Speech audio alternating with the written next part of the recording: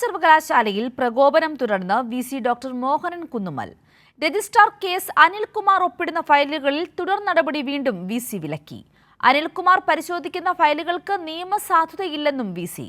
അതേസമയം വൈസ് ചാൻസലറുടെ ആവശ്യം E filing പ്രൊവൈഡർമാർ നിരാകരിച്ചു. കേരള സർവകലാശാല രജിസ്ട്രാർ ഡോക്ടർ കെ.എസ്. അനിൽകുമാർ നൽകുന്ന ഫയലുകളിൽ മേൽ നടപടി പാടില്ലെന്നാണ് ജോയിന്റ് രജിസ്ട്രാർമാർക്ക് വി.സി. ഡോക്ടർ മോഹനൻ കുന്നുമ്മലിന്റെ നിർദ്ദേശം. ഗൗരവമായി നിർദ്ദേശത്തെ സ്വീകരിക്കണമെന്നും അനിൽകുമാർ പരിശോധിക്കുന്ന ഫയലുകൾക്ക് നിയമസാധുതയില്ലെന്ന് വി.സി. മോഹനൻ കുന്നുമ്മൽ പറയുന്നു. ഫയലുകൾ അനിൽകുമാറിന് നൽകരുതെന്ന നിർദ്ദേശം ഉദ്യോഗസ്ഥർ ലംഘിച്ച പശ്ചാത്തലത്തിലാണ് വി.സി. വീണ്ടും നിർദ്ദേശം കടുപ്പിച്ചത്. അതേസമയം ഡിജിറ്റൽ ഫയലിംഗ് പൂർണ്ണമായ നിയന്ത്രണത്തിൽ വേണമെന്ന വി.സിയുടെ ആവശ്യം പ്രൊവൈഡർമാർ നിരാകരിച്ചു.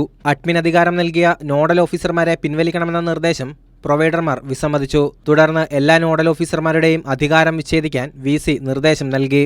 സൂപ്പർ അഡ്മിൻ ആക്സസ് വി.സിക്ക് മാത്രം ആക്കണമെന്ന ആവശ്യവും പ്രൊവൈഡർമാർ തള്ളി. സർവകലാശാലയുമായി കരാർ ഒപ്പിട്ടത് കെൽട്രോൺ ആണെന്നും അതിനാൽ കെൽട്രോണിന്റെ അനുമതി വേണമെന്നും കമ്പനി വി.സിയെ അറിയിച്ചു.